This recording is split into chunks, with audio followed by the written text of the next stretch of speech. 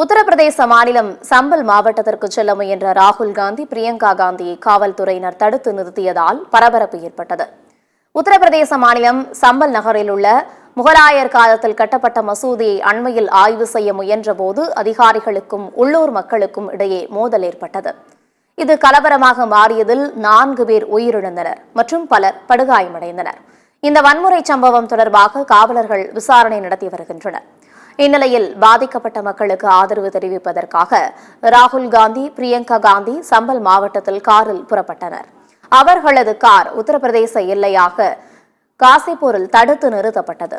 உத்தரப்பிரதேச காவலர்கள் நடவடிக்கையை கண்டித்து காங்கிரஸ் ஆதரவாளர்கள் கோஷங்களை எழுப்பினர்.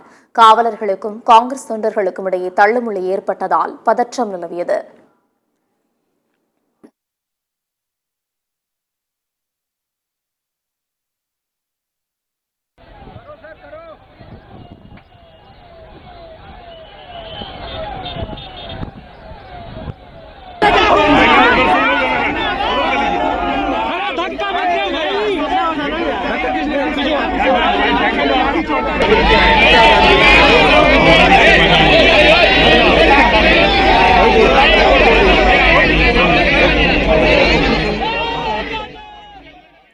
உத்தரப்பிரதேச எல்லையான காசிப்பூரில் ராகுல் காந்தியும் பிரியங்கா காந்தியும் சென்ற கார் தடுத்து நிறுத்தப்பட்டதால் போக்குவரத்து பாதிக்கப்பட்டுள்ளது.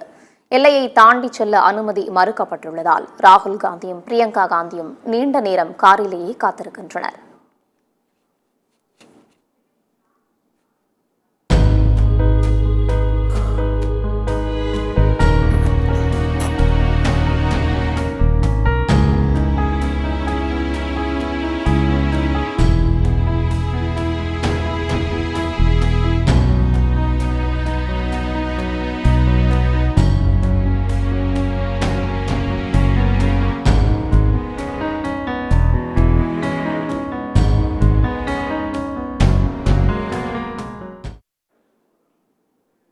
பாதிக்கப்பட்டவர்களை சந்திக்க உத்தரப்பிரதேச பாஜக அரசு தங்களை தடுத்து நிறுத்துவதாக பிரியங்கா காந்தி, ராகுல் காந்தி குற்றம் சாட்டியுள்ளனர்.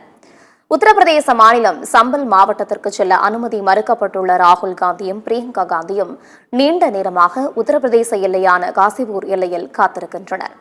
இந்நிலையில் அங்கிருந்த மக்கள் மத்தியில் ராகுல் காந்தியும் பிரியங்கா காந்தியும் உரையாற்றினர். பாதிக்கப்பட்ட இடங்களுக்கு செல்ல மக்களவை எதிர்க்கட்சித் தலைவரான ராகுல் காந்திக்கு அரசியல் சட்ட உரிமை உள்ளது என்றும் சம்பல் நகருக்கு செல்ல ராகுல் காந்தியை அனுமதித்திருக்க வேண்டும் எனவும் தெரிவித்தார்.